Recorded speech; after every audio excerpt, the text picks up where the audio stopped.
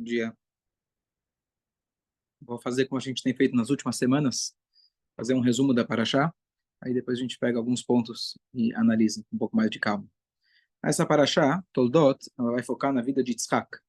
Até agora a gente contou bastante sobre Abraham, agora a gente está passando para a próxima geração. A Torá conta para a gente que Yitzhak ele tinha 40 anos quando ele se casou com a Rivká. A Rivká a gente viu semana passada, de onde ela veio, toda a história de Eliezer, como ele foi buscar essa moça tão jovem. Eles se casaram. E demorou para eles terem filhos, mas finalmente, depois de muita reza, eles tiveram ela engravida. E quando ela engravida, alguma coisa acontece que ela estava muito incomodada. Não está muito claro o que estava acontecendo, mas nossos sábios comentam que o que incomodava ela, que quando ela passava na frente da discoteca, o bebê queria sair.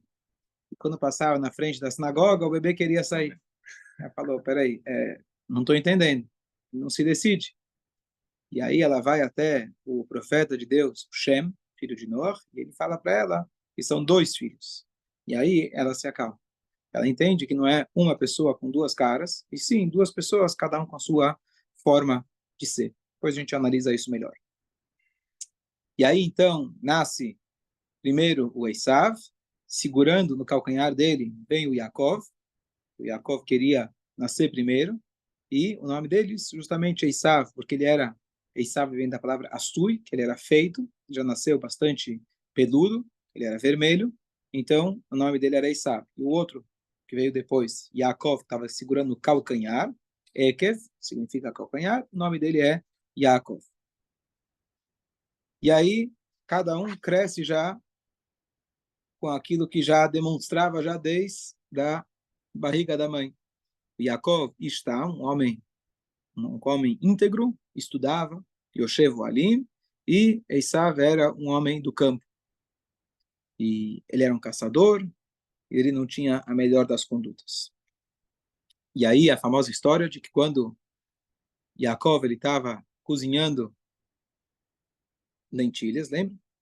Por que ele estava comendo lentilhas? Porque naquele dia tinha falecido o Abraham, o avô dele, e quando alguém falece, se come algo redondo, Deus nos livre, mas quando a pessoa volta do cemitério, se costuma comer o ovo, por exemplo, que ele simboliza o luto, ele é cíclico, ele é redondo, ele não tem nenhuma boca, ele é inteiramente redondo, então aquele que está de luto também não tem boca, não deve falar, não tem o que falar, então por isso que ele estava comendo a lentilha.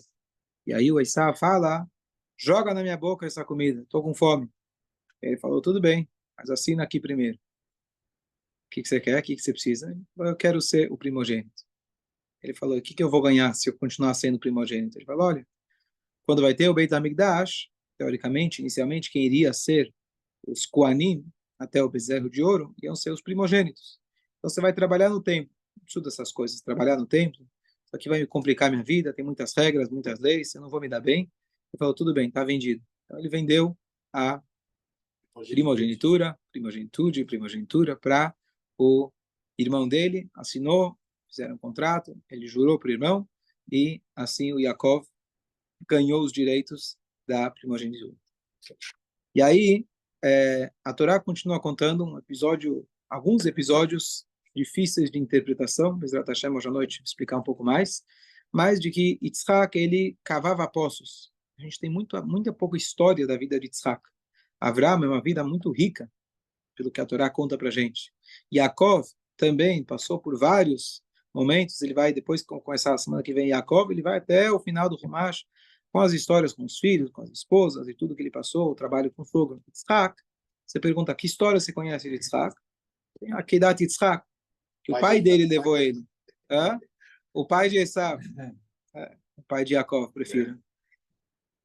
E aí, mas o que a Torá conta para a gente é que ele cavou poços que, durante a vida do pai dele, o pai dele tinha cavado. Poços eram uma fonte de riqueza, na verdade, e os filisteus foram lá e tamparam esses poços. E aí o Yitzhak, ele foi e cavou esses poços, e esses filisteus, eles tampavam esses poços, até que, depois de muita insistência, ele conseguiu cavar mais um poço, e finalmente ele teve sucesso.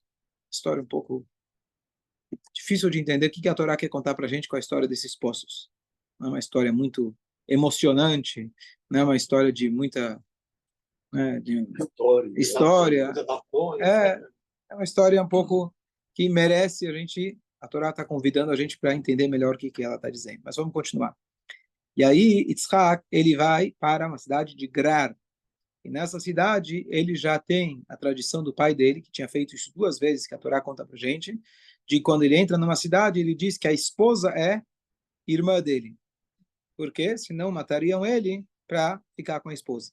Então, inicialmente, ele vira e fala, ela é minha irmã. E o Avimelech, que era o rei, ele ficou de olho porque ele queria pegar a Rivka. E aí, um belo dia, ele consegue ver pela janela que eles estavam tendo relações. E ele vira e briga com Yitzhak. Ele fala, opa, por que você me mentiu? Quase que você me faz cometer um grande pecado. Uma mulher casada. E aí ele falou, como o pai dele falou, eu estava com medo que iam me matar e por isso eu falei que ela era a minha irmã. E aí, Yitzhak, ele vai lá e ele planta. E agora, é, e depois que ele planta, eles comem juntos, ele com o rei, etc., Avimelech, também merece entender, a gente merece entender melhor por que a Torá conta para a gente todos os detalhes do que aconteceu lá, etc. E aí, o Yitzhak, ele tem muito sucesso. Ele tem muito sucesso, que aí vem o nome da cidade, Mea Shearim. Mea Shearim, já ouviu falar? Mea Shearim significa 100 portões, que na verdade a linguagem é de que a Torá fala que ele plantou. Mas Mea Shearim não fica bem. Sim, sim. Daí vem o nome da cidade. Não acredito que seja o mesmo lugar, nem perto. E aí a Torá conta pra gente que ele plantou, e naquele ano, que era um ano difícil, ainda assim ele conseguiu produzir 100 vezes daquilo que era, 100 vezes mais daquilo que estava estimado para que nascesse naquele ano. Nós sábios falam. Já pode ser dividida também, né? Boa, boa. Bem lembrado. Boa correção, aliás. Então, shear também significa medida, o preço. Então, quando se fala meacharim, significa que ele teve 100 vezes daquilo que eles mecharim. Mecharim significa aquilo que se estimava. E aí, nossos sábios contam para a gente, só falando rapidamente, por que a Torá conta exatamente que foram 100 vezes, e se tivessem sido 200 vezes ou 50 vezes, e a resposta é que o Yitzhak ele fez questão de contar. Por que ele contou a produção dele?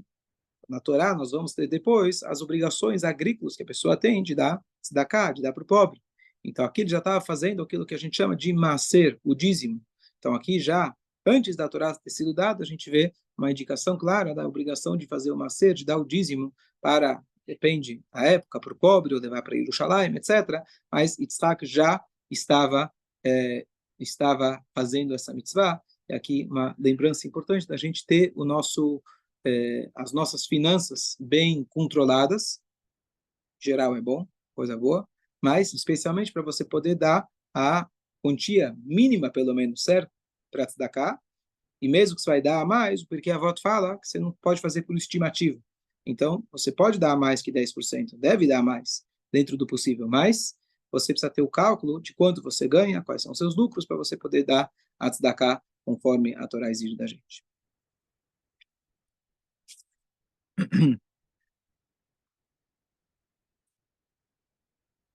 E aí a Torá conta para a gente que Esaú ele tinha 40 anos e ele se casou. Os nossos sábios eles comentam que ele se casou, na verdade ele fingiu que ele não estava casado até agora. Por enquanto ele estava pegando as mulheres dos outros, até os 40 anos. Chega nos 40 anos, ele fala, meu pai casou com 40, eu também vou casar com 40. Como se fosse que ele é o grande tzadik. Isso vai aparecer várias vezes que o Esaú, ele tinha uma mitzvah que ele era muito bom, que era a mitzvah de honrar os pais, mas ele enganava também o pai. Ele se mostrava perante o pai como um grande tzadik, e ele fala, meu pai casou com 40, eu vou casar com 40 também. O que você estava fazendo até os 40? Isso você não imitou teu pai. Mas esse era o Esaú, que ele tinha realmente duas caras. Se você olhasse para ele, ele pareceria um grande rabino, um grande judeu, um homem de muitas qualidades. Porque ele realmente tinha essa capacidade de enganar, inclusive o próprio pai. E aí ele se casa, e essas mulheres faziam idolatria dentro da própria casa do Yitzhak, E aí o Yitzhak acaba ficando cego, conforme uma das opiniões, por causa da fumaça dessa idolatria. Como ele era sensível, ele era kadosh, ele era sagrado, não era apenas fumaça física, mas o que significava aquela fumaça deixou ele cego. E aí, quando Yitzhak ele está velho, aí vem a famosa passagem, ele vira para o Esav e ele fala, eu quero que você caça para mim e prepara para mim aquele churrasco que eu gosto e eu vou te abençoar. E aí a esposa, a Rivkada, escuta e ela sabe que a Brachá deve ir para o Yaakov. Ela vira para o Yaakov e fala, eu vou te preparar aqui rapidinho uma coisa e você vai chegar e falar para o teu pai que você quer as brachot. Ele fala, mas o que eu vou fazer se ele mexer em mim? Ele vai ver, meu irmão, ele é bem peludo e eu não sou. E ela fala, não se preocupe, eu tenho aqui um casaco que justamente pertence a teu irmão. E apesar que ele tinha muitas esposas, ele não confiava nelas, ele sabia a índole delas, ele confiava na mãe. E é, a Amália, né, que a mãe manda sair de casa, não esquece a Amália, ficava lá com ela, aí sim ela sabia se ele saiu de casa, não saiu de casa, está frio, não está frio. E quando estava calor, quando estava daí deixa chamada daquela época. quando estava 45 graus lá fora, quando o cara estava 45 graus lá fora, ela falou, opa, Eissá, vem aqui, não, não, não, não, não. Põe aqui o casaquinho que vai que, né, não quero que você fique agripado. Se agora está quente, quer dizer que agora vai esfriar. Está vindo uma frente fria, frente fria. Eu nunca entendo, sempre falam nas notícias, é a noite mais fria nos últimos 80 anos. Aí depois, ano que vem, nos últimos 100 anos. Eu não entendo. Cada vez é maior. Bom, e aí, então, ele segue as orientações da mãe, e aí tem todo um diálogo dúbio, que ele fala com o pai pergunta quem é você, ele escuta, ele vê que é a voz de Yaakov, mas ele mexe, ele sente que é o Pedro de Esaú, mas finalmente ele abençoa o filho. Abençoa o filho, dá para ele todas as brachot, que é isso que a mãe queria, as brachot seguissem para Bnei Israel, que esse é o Yaakov, e aí, de repente, Yaakov ele sai, entra o Esaú, ele fala, papai, tá pronto para comer? Comer o quê? Já comi. Como assim? Alguém veio aqui e falou que era você e já dei a brachá. E aí o Esaú entendeu o que tinha acontecido. Ele fala, meu irmão, ele me enganou duas vezes. Ele roubou a minha primogenitura. Tinha roubado, tinha comprado. E agora ele roubou as minhas brachot. E por isso o nome dele é Yaakov, que ele me enganou duas vezes. E aí ele fica muito chato, muito chateado, ele dá um berro. E aí o Yitzhak, ele fala, pai, mas não tem outra brachá? É uma só? E ele fala, o que eu posso fazer? Eu já fiz ele como o seu amo. Se eu der para você uma brachá, se ele é seu amo, você é funcionário dele, você é escravo dele, então o que se ganhar vai para ele de qualquer jeito. Mas, finalmente, dá para ele uma brachá, ainda assim dá para ele uma brachá, mas não era a brachá, não era aquela brachá. E ele vira e fala, é, agora eu vou ter que vingar do meu irmão, ele vai ver o que é bom, eu vou matar ele. Esse era o plano dele. O Midrash traz para a gente que ele mandou o filho dele assassinar o Yaakov, só que Yaakov conseguiu negociar e se salvou. E ele ganha todas as brachot, a gente tem essas brachot nessa semana, o Yaakov voltando, Beiten, Lechai, Elokim, Ital, Shammai, Mishmanei, Ares, brachot maravilhosas, isso serve para a gente também, nós somos herdeiros dessas brachot. E aí, no final, o Yitzhak e a Rivka chamam o Yaakov, dão orientações para ele com quem ele deveria se casar, com quem ele não deveria se casar, e a mãe vai vir e fala para ele, você vai agora para o meu irmão, e lá você fica até que seu irmão se acalme. Eu te aviso quando ele se acalmar. Demorou 22 anos, e ainda assim não tava tão calmo assim como parece. E Yitzhak, então, o Yaakov agora ele vai para a casa do Lavan, irmão da Rivka, e lá vai começar agora os anos que ele vai trabalhar para ganhar a Rachel, Leá, e assim por diante. Aí já é a próxima paraxá. Esse até agora, por enquanto, só o resumo do que está na paraxá dessa semana. Antes de eu começar a analisar, alguma dúvida? Será que essas brachot foram conseguidas de uma maneira não muito correta? Boa. Então, essa é uma das perguntas mais clássicas. Porque de uma maneira Então, enganou. sim, Sim. Ele vai dizer com uma panela. Mas enganou e recebeu as brachot, mas enganou. Sim, Foi da boa, maneira correta. boa. Tudo bem. Então, você está convidado para vir amanhã à tarde, a gente vai falar sobre isso no Seudach Leshitz. Ele enganou, mas o Esaú também enganava. Sim, sim, sim. Uma das respostas é que com o pilantra você tem que ser mais esperto que ele. Você não pode se deixar. Você não pode ser. Se ele era tzadik, mas não era bobo. E com o pilantra, você tem que saber... Ele fez isso por ordem da mãe. E a mãe, a É, mãe sabia, a mãe conhece os orientou. filhos, né? Ela A queria, mãe de qualquer orientou. jeito, que ele receber essa brachot. Mas a pergunta é por que tinha que vir dessa forma. Então, já há vários anos a gente vem analisando isso. Pode olhar também as gravações dos anos anteriores. Eu queria hoje focar em outra parte, porque essa aqui a gente já viu várias vezes. Mas se quiser, depois eu te mando o Blined na gravação. Vamos voltar ao começo, fazer alguns comentários. Tá, a Torá comenta que ambos os filhos, já desde a barriga, já um queria fazer mitzvah, outro queria fazer o contrário. E a pergunta é, cadê o livre-arbítrio? Esaú, ele poderia falar, bom, Deus, eu antes de nascer, antes de eu ter qualquer noção de mim mesmo, eu já tinha esse instinto dentro de mim. Eu só segui. Parece dessa história muito claro que já estava predestinado, aquilo que está claro, nossos sábios que dizem que tzadik verachá lo que amar. Deus não predestina nada. Você tem o total livre-arbítrio para poder escolher qual é o seu rumo. E aqui parece que cada um já estava desenhado, já estava escrito o que cada um ia fazer. E a explicação é de que, na verdade, a Torá diz para a gente que ele tinha uma tendência. Ainda assim, Hashem deu para ele todas as forças para ele poder direcionar essa tendência. É verdade. Desde criança, nós já temos várias tendências. Cada um de nós temos várias tendências. E cada um com suas tendências, às vezes, não positivas. Mas Hashem, ele dá para a gente, o irmão junto, faz parte, cresceram juntos, para poder nos orientar e poder nos guiar. Então, é apenas uma tendência, e se essa tendência fosse direcionada, ele seria aquilo que o pai sempre esperou que ele fosse.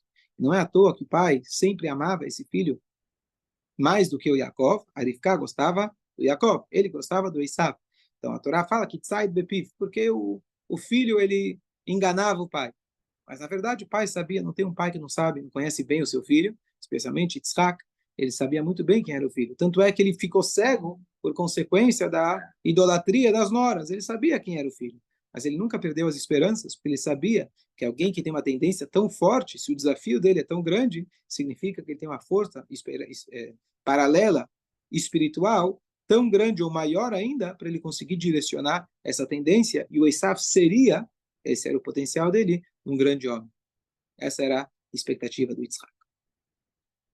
E quando ela fica grávida, fala, claro. Você acha mesmo que o Isaac sabia? Ele sabia do filho que ele tinha?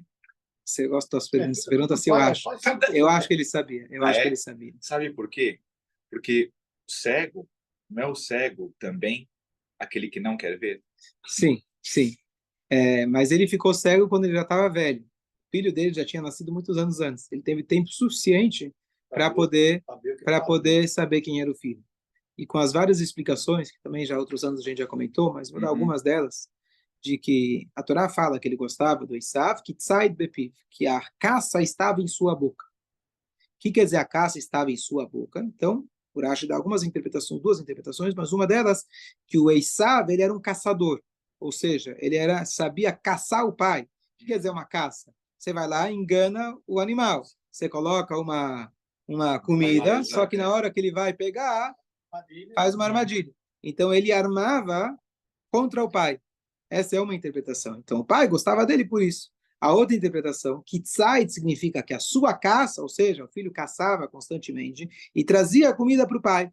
E o pai gostava dessa comida, e por isso ele gostava do filho. Agora, entre nós, Yitzhak, que ele com 37 anos estava pronto para entregar a vida dele para Deus, cresceu na casa de Abraham, foi o primeiro que nasceu como judeu, fez Brit Milá com 8 dias, foi o primeiro. Tzadik, do mais alto nível possível. Você acha que ele vai amar o filho dele pela caça que ele gosta? Ter um bom steak? Agora, hoje eu estou querendo outro cardápio, o filho vai lá e traz para ele, é isso que faz ele amar o filho? Ou ele prefere o filho que estuda a Torá, conta para ele na mesa do Shabat o que ele estudou na escola? Como que Yitzhak vai gostar desse filho? Então não tem outra explicação, a não ser que ele acreditava no potencial desse filho. Como eu vi uma explicação muito bonita, de que o pai que conhece o filho, ele tem que saber a linguagem que ele fala com cada um deles. Sim. Então, com Yaakov, ele conversava de Torá. Com Esaú, se ele começasse a falar, o que vocês dão na escola? Quem disse que eu fui para a escola essa semana? Quem disse que eu fui para a escola essa semana? Então, o que ele falava? Ele conversava com ele da carne. olha, essa carne é maravilhosa. Essa outra, maravilhosa. E o dia inteiro, isso agora dá para entender o que significa que ele gostava do Esav, porque a carne estava em sua boca. Ele demonstrava o amor dele na linguagem, a única que o filho entendia naquele momento. Então ele virava para o filho, conversava do beisebol, conversava do futebol, conversava das notícias. Ele perguntava e falava: olha, tua carne, tua carne, tua carne. É o que ele sabia fazer. Ele era bom de caça, então vamos falar com ele na linguagem dele. E o Yitzhak nunca perdeu as esperanças. Inclusive, apesar que do Esav veio o Amalek, e ele fez cometeu vários pecados, mas ainda assim dele veio Rabi Meir, vieram vários sábios que posteriormente eles eram fruto daquele investimento que o pai tinha feito naquele filho. Nem sempre você consegue colher os resultados imediatos. Às vezes pode demorar várias gerações até. Mas isso veio como consequência desse investimento. Vários outros sadikim que vieram da linhagem do Esav. Então, você nunca perde as esperanças. A história que eu conto, já contei várias vezes, mas que quando o Yaakov ele fugiu, o Esav ele viu a mãe orientando o filho para onde ele tinha que ir. Então, ele sabia para onde ele estava fugindo. E ele mandou o filho dele, o Esav, que perdeu as brachot, ele manda o filho dele para correr atrás do Yaakov e matar ele. O filho dele chamava Elifaz. E aí, ele chega para Yaakov e fala: olha, eu fui contratado para te matar. Costumo dizer para os meus clientes que eu vou te avisar. Isso é só está escrito. Só queria te contar quem me mandou até aqui e faça seu último pedido que eu vou apertar o gatilho. Yaakov, ele viu que realmente ele ia perder a sua vida. E ele vira e fala: olha, vamos fazer uma negociação, vamos fazer o seguinte. E aí ele deu para ele uma explicação talmúdica. Talmud diz que uma pessoa que não tem dinheiro, ele é comparado a um morto. Pessoa que não tem nada, ele é comparado a um morto. Deus nos livre. Então, faz o seguinte, pega todo o dinheiro que eu tenho, pega inclusive minhas roupas de corpo, para eu ser considerado um pobre coitado, totalmente, e aí você vira e volta para o teu pai, que Buda Vaem, que nessa família do Esav, isso era um valor máximo, e você volta para o teu pai e diz que você me matou. Porque você fez, você me colocou como se fosse um morto. E curiosamente, o Elifaz, ele aceitou. Ele poupou Yaakov, estamos aqui até hoje. Por que ele poupou Yaakov? Por que ele aceitou esse tipo de negociação, que não era exatamente o que o pai dele pediu para ele?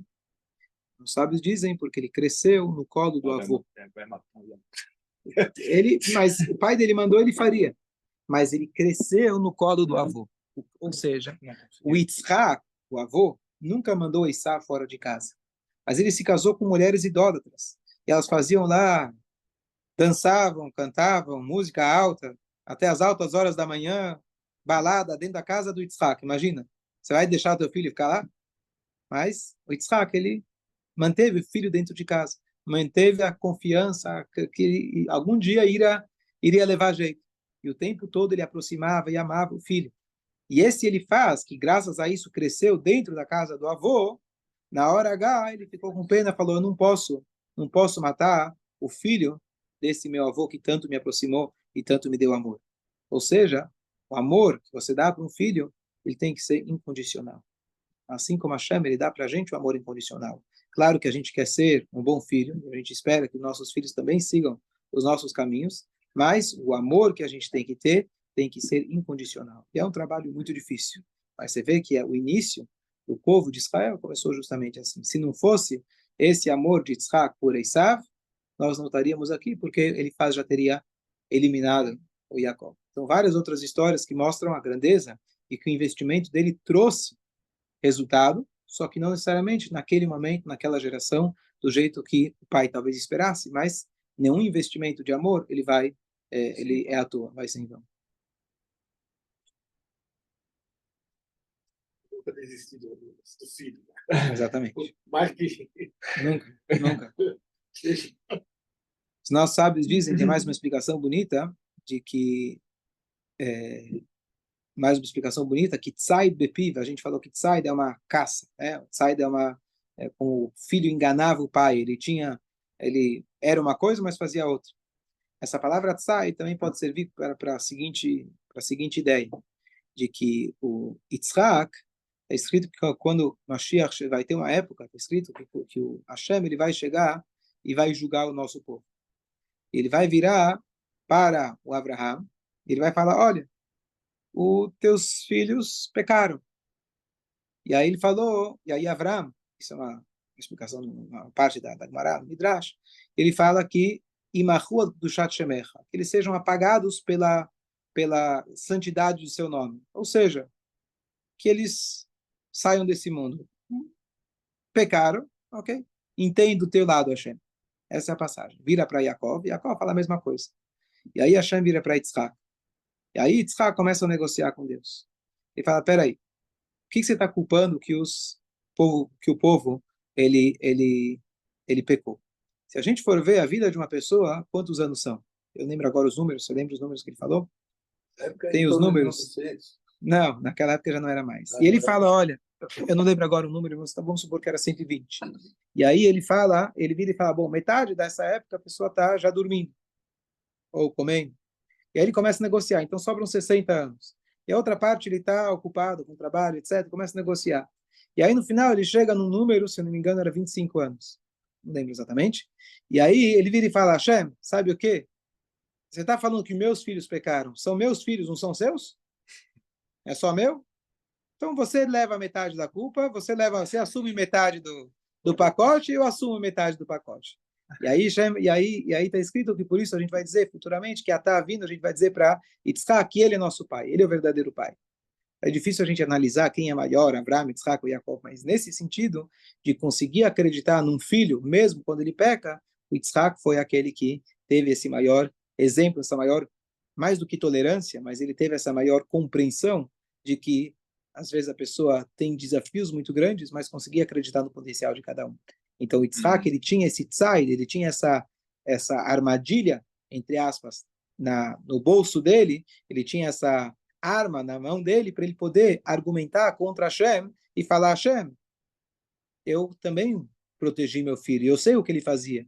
Então, são meus filhos, são teus filhos também. Então, estamos juntos. E não vai deixar que aconteça alguma coisa de mal com eles. Então, essa era o tzai do Bepiv, esse era o argumento, né? Assim como Yitzhak, assim como Esav enganava o pai, ele tinha essa armadilha, então Yitzhak, ele guardou essa, entre aspas, armadilha, para poder, ou isso, essa é a palavra que eu estava procurando, a carta na manga, para poder argumentar contra Hashem. Uma passagem muito bonita, que quando a Rivka está grávida, ela vira e fala, lama, lama ze anochi. Se for assim, para que eu? Para que eu existo? Para que eu? Lama ze anochi. Para que eu?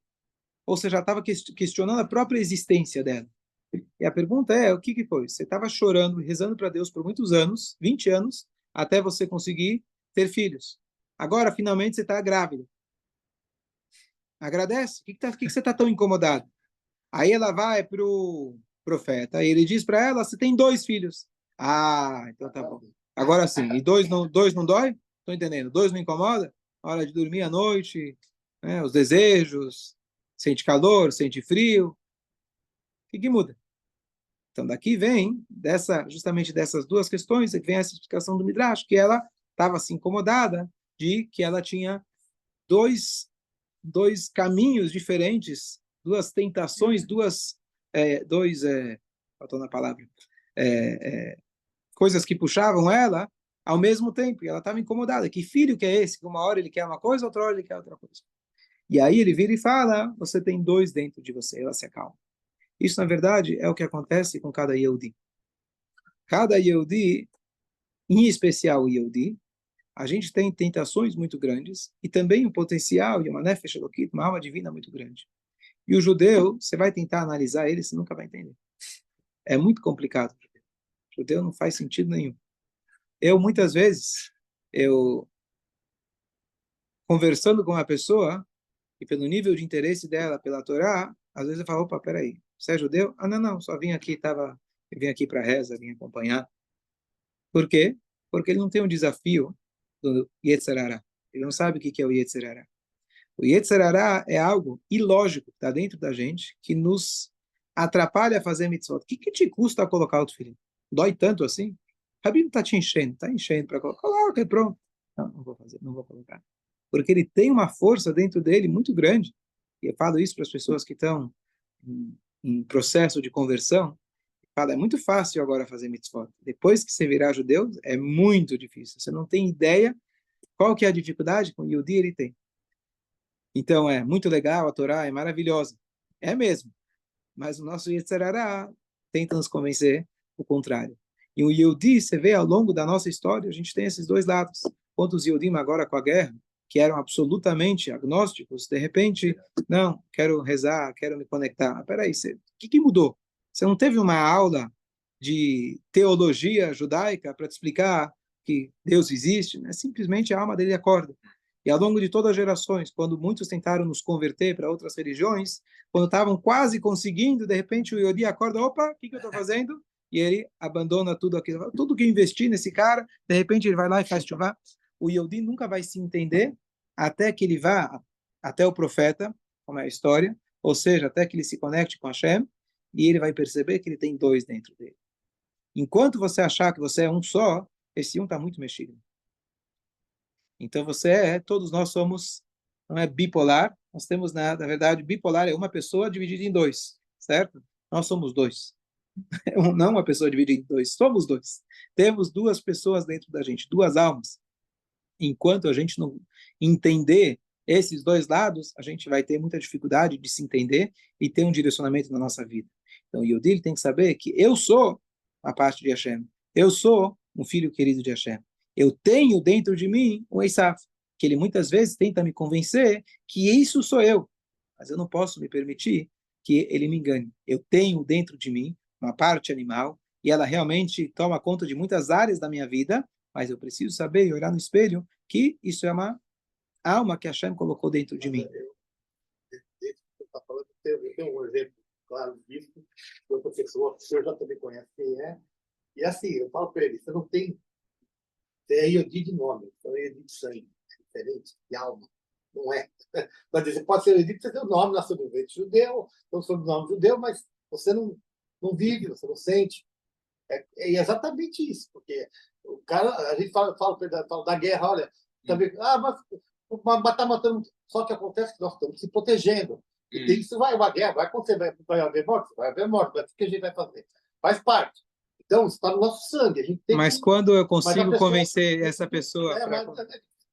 Quando eu consigo, as poucas vezes que eu consegui colocar tefilim com ele, dá para ver que a emoção dele na hora de colocar tefilim. Tá aí o negócio. Ele, na cabeça dele, ele vai te dar todas as explicações, que ele não é, que não acredita, que não se importa. Mas, curiosamente, na hora que ele coloca tefilim, você vê que mexe. Aí que tá o negócio. Que justamente, você vê uma pessoa que aí é por falta de exposição ao judaísmo. Ele nunca teve oportunidade, realmente, a conhecer a Torá, a viver com a Torá. Ele não vivenciou muito. Então, até por causa dos pais. O pai morreu cedo, o pai... Mas você vai lá... Nunca teve uma... Quer dizer, até que estudou escola judaica, mas assim, a vivência que nós temos, tudo, não teve esse aparato todo. Mas então, diga para ele que ele é judeu de sangue. Na hora que você acreditar nisso, você vai conseguir enxergar mais. Ok, vamos lá, só mais um ponto.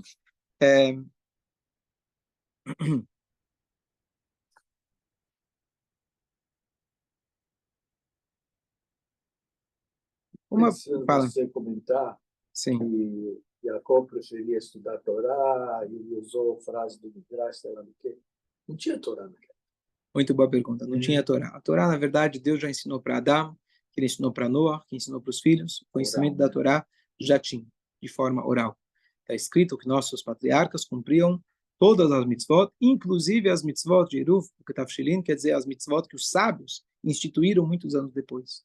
Porque eles eram, na verdade, eles eram a presença de Hashem aqui na Terra. E com essa conexão máxima com Hashem e a vontade de Hashem e a Torá, eles instintivamente já tinham conhecimento da Torá e a prática das mitzvot. É porque Deus só se revelou para Abraham. Até então, ninguém teve contato com Deus diretamente. Sim, sim. Mas ele, pelo contato que ele teve com Abraham, Abraham instintivamente sabia as mitzvot e ele aprendeu a Torá também. A Torá foi passada de geração em geração. Hashem garantiu que isso acontecesse. Tanto é que antes ainda de Hashem da Torá, a tribo de Levi já tinha o conhecimento da Torá. Eles se mantiveram estudando a Torá e não foram escravizados todos os anos lá no Egito. Então, se tinha o conhecimento da Torá.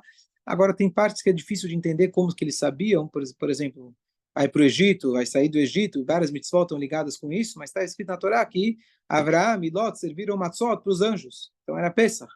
Então era matzot, Pesach, mas peraí, nem foram para o Egito para depois sair para... Então, a gente pode se aprofundar nisso em outro momento, mas que eles cumpriam as mitzvot, eles faziam questão de cumprir as mitzvot. Vamos parar por aqui. E Shabbos. Qual é a chave? Tá bom, obrigado.